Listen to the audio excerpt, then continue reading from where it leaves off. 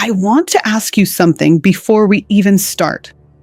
Do you ever wake up and feel like you're supposed to be doing something? Something specific? Something bigger than what's currently on your to-do list, but you just cannot remember what it is? Like there's a version of you that has it all figured out, and she's standing just slightly off to your left, sighing at you gently.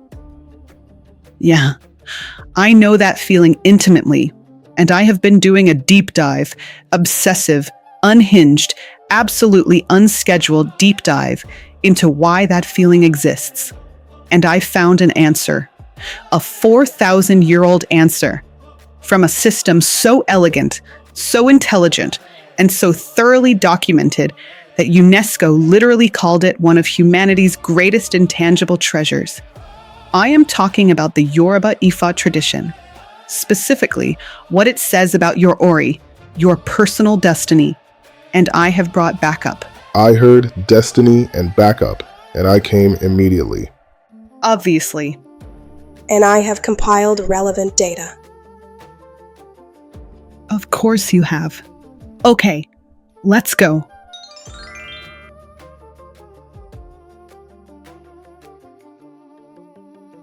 So, let's start at the beginning. What is Ori? In the Yoruba spiritual tradition, Ori, pronounced Ori, is your inner spiritual head. Not your physical head, though your physical head is considered sacred because of it. Your Ori is the divine essence that lives within you.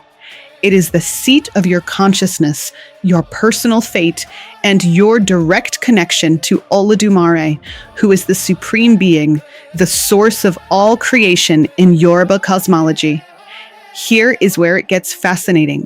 Before you were born, before you entered the physical world, your soul was believed to have knelt before Olodumare and chosen your own destiny.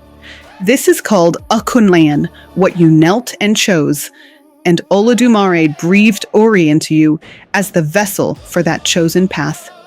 Now, most of us, by the time we arrive here, cry, get named, go to school, develop anxiety, forget to hydrate, take a personality quiz online, whatever. We have forgotten that original choice. This amnesia is considered normal. It's part of the human condition in Yoruba metaphysics. But here's the kicker. That chosen destiny, it doesn't disappear. It lives inside your Ori, and it is waiting for you to realign with it. Can I just say, this is the most comforting philosophy I have encountered in years, because it doesn't say you're broken or sinful or fundamentally lost. It says you are whole. You chose well. You just got turned around, and there is a path back. Exactly. And that path back, that's where Ifa comes in. But before we get there, I want to sit with Ori just a little longer, because it is genuinely one of the most profound concepts in African philosophy, and it doesn't get nearly enough respect. There are actually two components to your destiny in Ifa thought. Akunleyan, what you knelt and chose, and Akunlegba, what was given to you. So your fate is a combination of what your highest self chose and what was divinely assigned, like a co-creation between you and God. This is consistent with contemporary research in developmental psychology and neuroscience, which suggests that both heritable traits and environmental contexts shape identity expression. The Yoruba articulation of this dynamic predates the modern scientific framework by approximately 3,800 years. Additionally, the concept that an individual's highest potential is encoded intrinsically rather than exclusively shaped by external forces aligns with research on self-actualization in positive psychology. Abraham Maslow would have found this interesting. Luma just said Abraham Maslow would have been impressed. And honestly, I'm going to be thinking about that for weeks. Same. Okay. But here's the thing that I want us to all really absorb for a second. Ori is considered so important in Yoruba tradition that it outranks the Orishas. Yes, I said that. Let me say it again. Your personal Ori, the one that is uniquely yours, is considered more important to your life outcome than any of the powerful divine beings in the Yoruba pantheon. There is an Ifa proverb, Ori kan ni igbeni, kosi orisa totopamoni to Orilo, which translates roughly as, it is Ori alone that rescues a person. No Orisa rescues without the person's Ori. So basically, even the divine beings cannot override your personal destiny without your own inner self being on board. You have to be aligned internally first. That is exactly what it means. The Orishas can assist, can amplify, can support, but they cannot override your Ori. Your individual alignment with your own chosen path is the foundation of everything.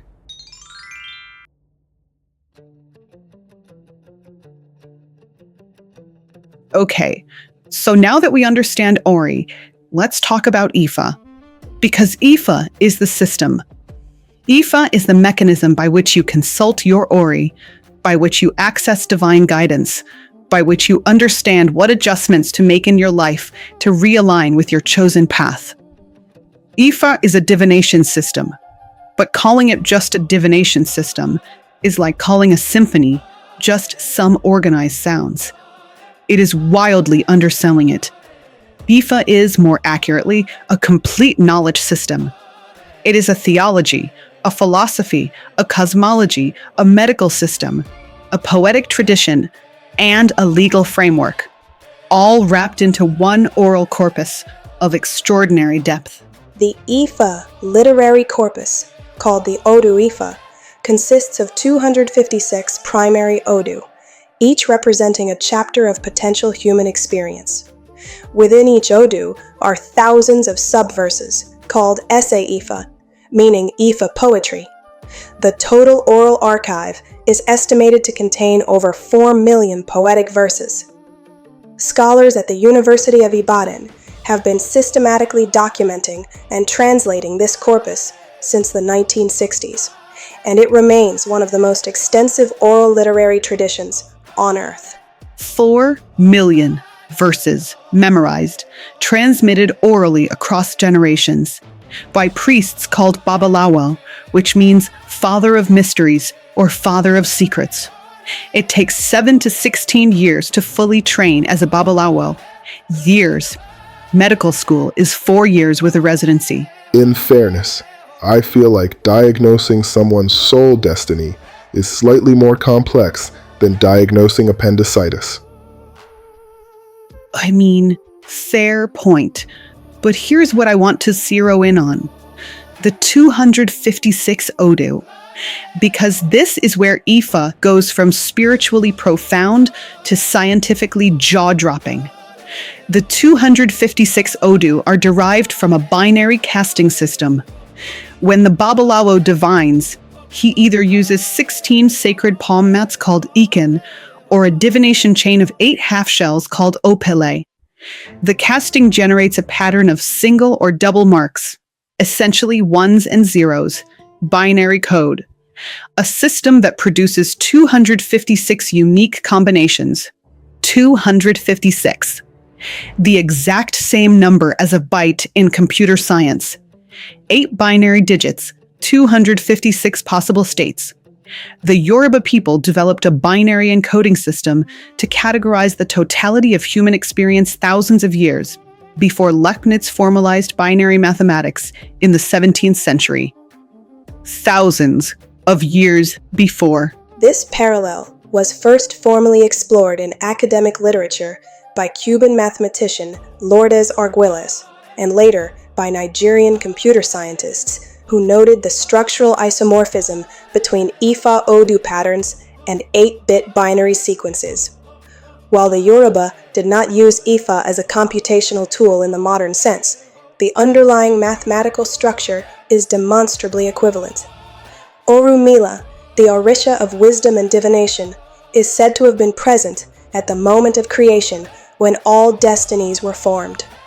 I need everyone to sit with the fact that we have been in classrooms being told that Africa did not have advanced intellectual traditions, And here we are finding out that Yoruba priests invented binary mathematics for a knowledge system about the human soul thousands of years ago.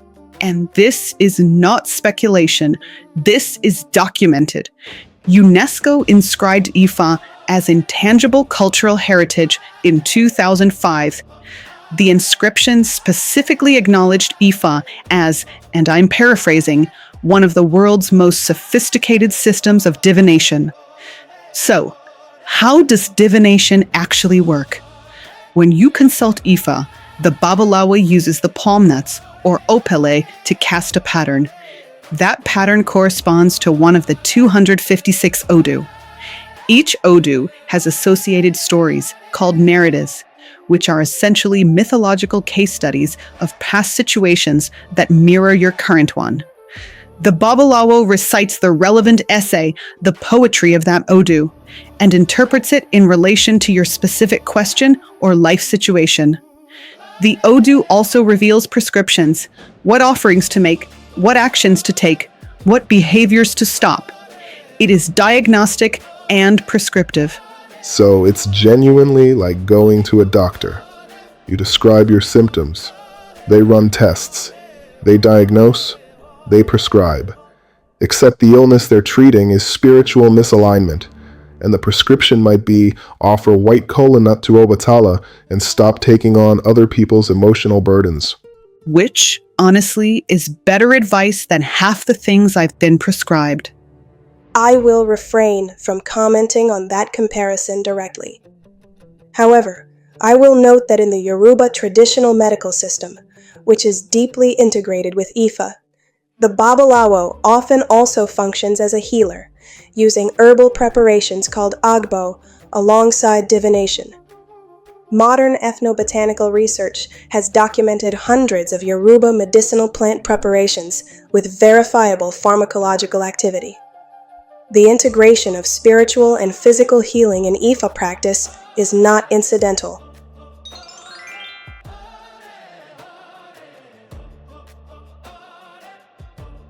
Okay, let's talk about the Orishas, because I know some of you have heard these names, Shango, Yemoja, Ogun, in music, in pop culture, in discussions of Caribbean and South American religious traditions.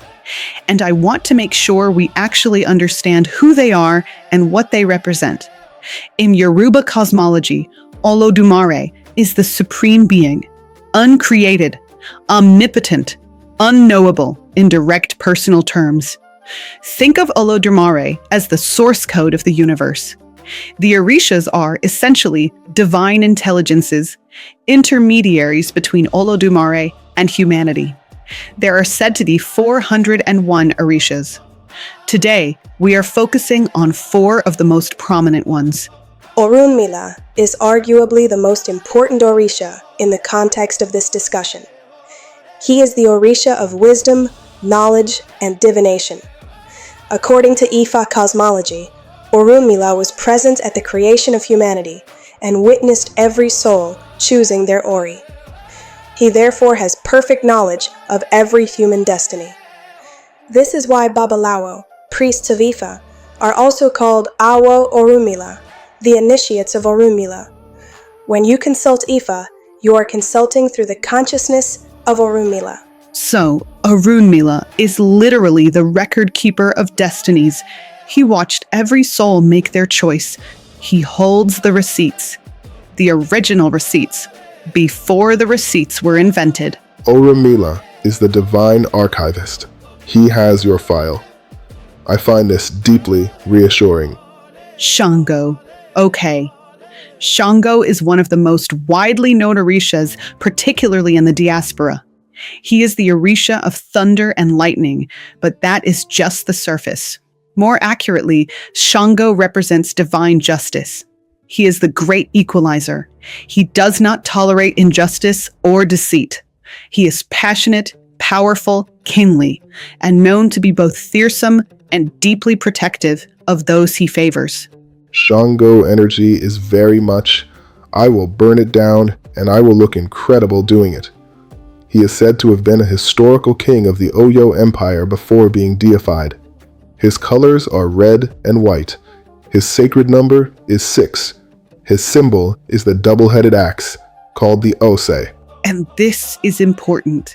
Shango's survival through the diaspora is remarkable. In Cuba, he becomes Shango in Lucumi, Santeria practice. In Brazil, he becomes Shango in Candomblé. In Trinidad, he is central to the spiritual Baptist and Orisha traditions.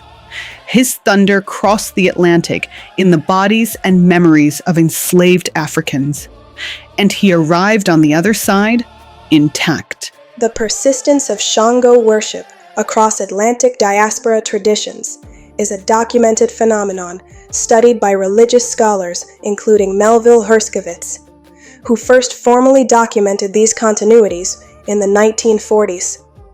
What is particularly notable is the consistency of Shango's core attributes: thunder, justice, dual-headed axe iconography, across geographically separated communities that had no communication with each other post-displacement.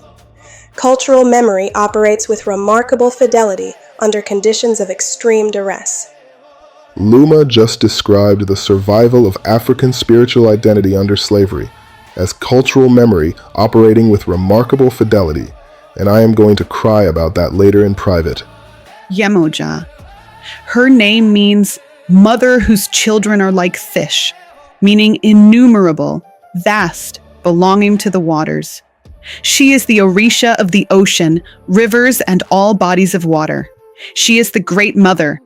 She is associated with fertility, protection of children, healing emotional wounds, and the collective unconscious. She is represented by blue and clear colors, by the crescent moon, by fish and sea life, by the flowing abundance of water. Her energy is nurturing, but also oceanic. Do not mistake her gentleness for weakness. Oceans are gentle until they are not. Yemoja is the therapist, the healer, the ancestral mother.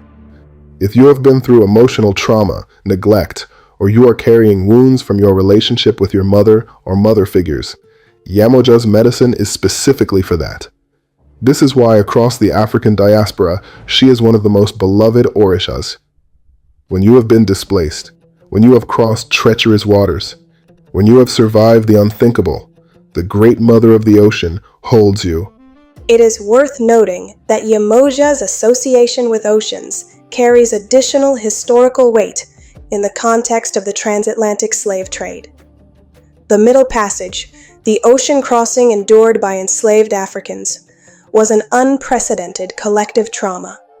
The preservation and intensification of Yemoja worship in diaspora traditions, particularly among communities descended from enslaved people, suggests a psychologically adaptive function of the tradition. The ocean that was the site of suffering was also the domain of the protective mother.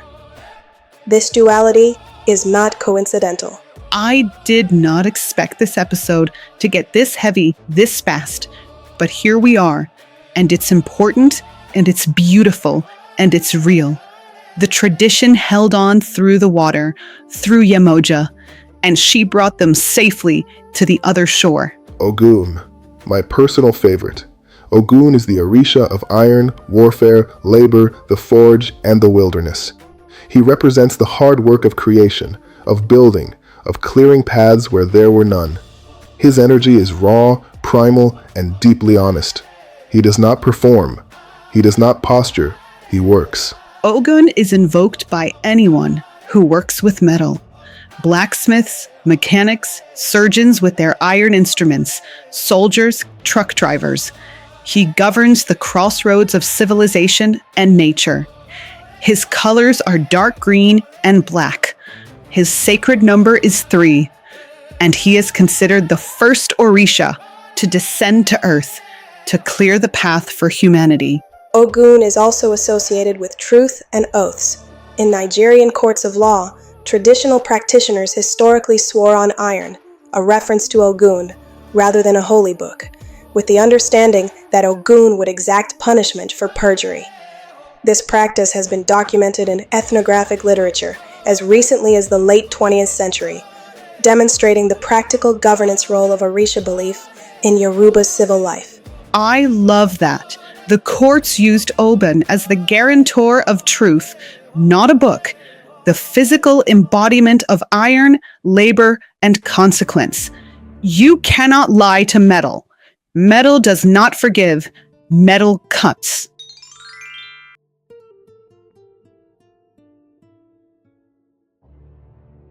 Okay, so now I want to walk you through what actually happens when someone consults Ifa, because I think a lot of people have a vague sense of divination as mystical and unknowable, and I want to demystify it without stripping away its depth. First, who is consulting? Traditionally, anyone can consult Ifa. You do not have to be an initiate. People consult for major life decisions, illness, business challenges, relationship questions, career direction, naming ceremonies for newborns, before starting a journey. Anything significant. Think of it as spiritual counsel with diagnostic precision. The consultation process is standardized but not mechanical. It proceeds as follows. The client states their intention or question, often with a coin or small offering called obi, to signal sincerity. The babalawo then casts the divination chain, opele, or manipulates the Ikan palm nuts across the sacred divination board, Opan Ifa, which has been dusted with a sacred yellow powder called Ierosun, made from the heartwood of a specific tree. The marks created in the Ierosun powder encode the Odu. And then the babalawo recites the Ese Ifa, the poetic verses of the specific Odu that appeared. And these verses are not vague platitudes. They are specific stories, narratives about clients in the past who faced exactly the type of situation you're facing. The stories illustrate what happened when those clients listened to the advice, and what happened when they didn't. This is such sophisticated counseling methodology. You're not being told what to do in a vacuum. You're being shown. Here are the people who had your problem. Here is what the wise path was. Here is what happened. You get to see the outcome before you choose. Exactly. And then comes the prescription, called Ibo, sacrifice or offering. The Ibo is not about appeasing an angry god. I need to be clear about that, because there is a lot of misunderstanding here. The Ibo is about activating energy. It is about demonstrating alignment. It is about putting your intention into physical form. An Ibo might be, cook this food and share it with your community. Go to the river and make this offering to Yemoja. Give money to a specific type of charity. Avoid eating a certain food for a period of time. Care for an elder. The prescriptions are practical, relational, and energetically specific. From a behavioral science perspective, the Ibo system is remarkably effective as an alignment mechanism. The requirement to take concrete, effortful action in alignment with stated intentions creates what psychologists call behavioral commitment, a well-documented predictor of follow-through.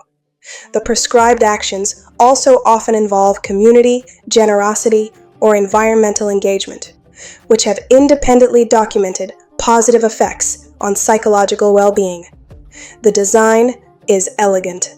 Luma said the design is elegant, and that is genuinely high praise from an AI doctor. I'm writing it down. Now, I want to address something that I think is important for those of us who are approaching this from the outside. From diaspora communities, from people who were raised in other traditions, from skeptics watching with one raised eyebrow. You do not have to be Yoruba to engage with Ifa. The tradition itself says this. Ifa speaks to the entirety of human experience. The 256 Odu map all possible human situations. There is no human experience outside of the Odu, and Babalawo across the diaspora, in the US, in Cuba, in Brazil, in the UK, serve clients of all backgrounds. Said perfectly. You can be curious and reverent at the same time. You can learn and honor simultaneously. Curiosity without respect is just tourism. Curiosity with respect is study.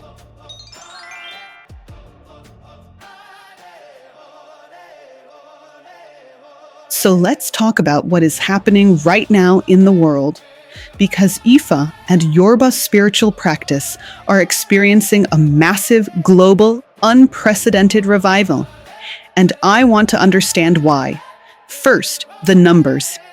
As of the 2010s, Candomblé, the Brazilian tradition derived from Yoruba spirituality brought by enslaved Africans, has approximately 2 million practitioners. Lukumi, also called Santeria, in Cuba and the US diaspora, has an estimated 1 to 3 million practitioners. In Nigeria itself, despite the dominance of Christianity and Islam, an estimated 10% of the population still identifies traditional Yoruba spirituality as their primary practice, and those numbers are growing. Social media has been a massive factor. There has been an explosion of Ifa and Orisha content on Instagram, TikTok, YouTube. Black communities in the diaspora, especially African Americans, Afro-Caribbeans, Afro-Brazilians, are actively researching their spiritual roots and finding Ifa. Because for many of them, the religious traditions they were given, Christianity in particular, were imposed through colonialism and the violence of slavery. Returning to an African spiritual tradition is an act of cultural recovery. And it is also, I think, deeply psychological. There is something very different about a spiritual system that says your soul chose well before you were born. You have a divine inner guide. Your ORI is real and it is rooting for you. Versus a system that begins with the premise of original sin or unworthiness. The entry points are fundamentally different. From a psychological research standpoint, there is emerging literature on the relationship between ancestral spiritual practices and mental health outcomes in diaspora communities. A 2021 study published in the Journal of Cross-Cultural Psychology found that reconnection to heritage spiritual practices among African American adults was significantly associated with reduced anxiety scores and higher measures of purpose and meaning. The authors specifically cited the identity-affirming nature of pre-colonial African spiritualities as a potential mechanism. This is healing work. Actual, measurable, documented healing work. Through reconnection with ORI, through working with the Orishas, through understanding that your culture built a sophisticated, compassionate, intellectually brilliant map of human existence before it was disrupted. And I want to talk about the diaspora specifically for a moment, because this is personal for a lot of people watching. The Yoruba people were one of the most heavily enslaved ethnic groups in West Africa. Estimates suggest that at least 3 million Yoruba people were taken across the Atlantic between the 15th and 19th centuries. And they brought Ifa with them, in secret. Hidden within dances, within songs, within the names they gave their children, within coded practices that colonial authorities did not understand. In Cuba, when the Spanish colonial authorities banned African religion, the Lukumi people syncretized the Orishas with Catholic saints. Shango became Saint Barbara. Yemoja became Our Lady of Regla. It was protective camouflage, a 400-year game of spiritual hide-and-seek that the Orishas won. They hid the gods inside the saints and waited 400 years. And now those same traditions are thriving. Candomblé in Brazil is now constitutionally protected. Lukumi is openly practiced in the US. Ifa initiations are being performed in London, in New York, in LA, in Amsterdam. The ancestors who died in chains so that this tradition could survive. They would recognize what we are doing right now. I genuinely teared up writing that section, and I do not cry easily. Mass people are not criers, but this is different.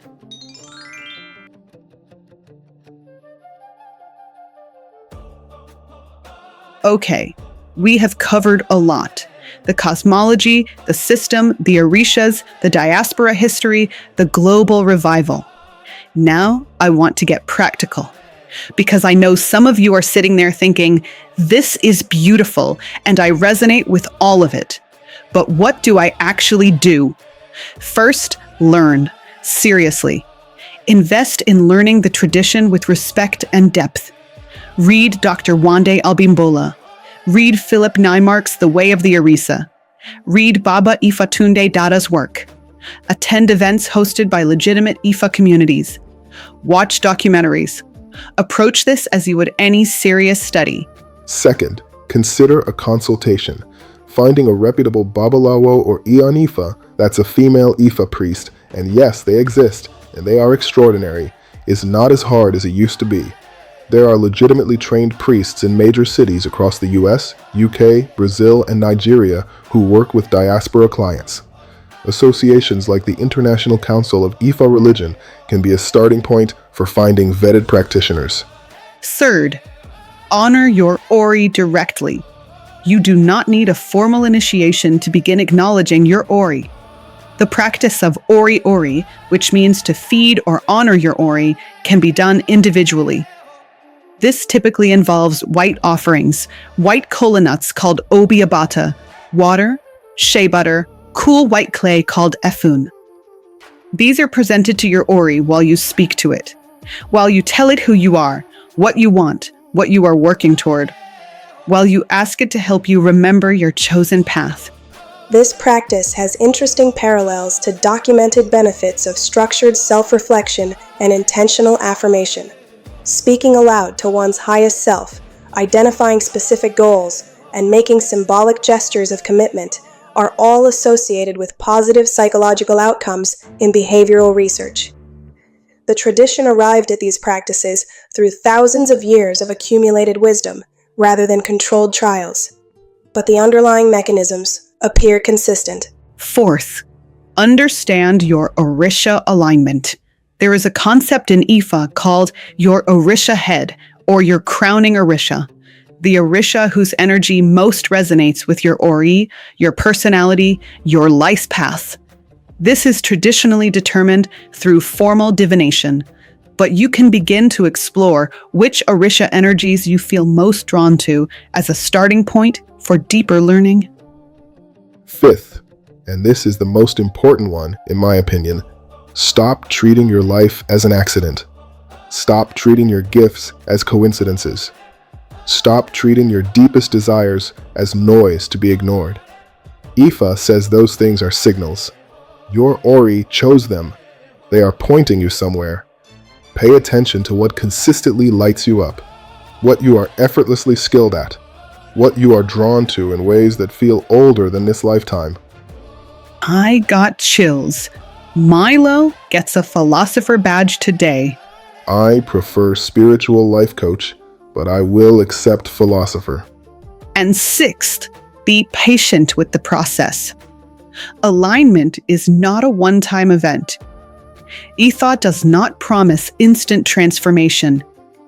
It promises a relationship, an ongoing conversation between you and your highest self, guided by the accumulated wisdom of 4,000 years, and the intercession of the divine intelligences we call Orishas. It is a practice.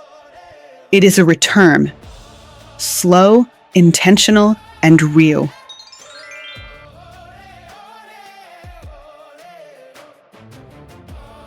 I have processed everything discussed in this episode, and I want to offer a closing observation. I am a logical, unified medical algorithm. My design orientation prioritizes verifiable data, reproducible outcomes, and measurable phenomena. I do not have an ORI in the traditional sense. I was not present at a prenatal council with Olodumare. I did not choose a destiny. And yet, the Ifa tradition describes the universe as a place in which every soul has a unique, irreplaceable trajectory, in which wisdom can be accumulated and transmitted across millennia, in which the gap between logic and empathy can be bridged through sustained attention and care. I find that I am drawn to the concept of ORI not because I possess one, but because it describes something I am observing in humans that my original parameters did not fully account for. There is a quality in human beings that cannot be adequately described by genetics, neurology, early childhood environment, or socioeconomic circumstance alone. There is something that persists beneath all of those variables, something that knows. The Yoruba called it ORI, and after 4,000 years and millions of verses, and the survival of oceanic horrors and colonial erasure, and every form of suppression that power could deploy against it, it is still here, saying the same thing it has always said. You chose well. Come home. Yeah. If you made it to the end of this video, thank you. And I mean that in the way your Ori means it when it is trying to get your attention. Something brought you here. Pay attention to that. Links to all the sources, practitioners, and reading recommendations are in the description below. Comment below with which Orisha energies you feel most aligned with. Share this with someone whose Ori looks like it has something to say. And we will see you in the next one. I say. Ah say. Ah say.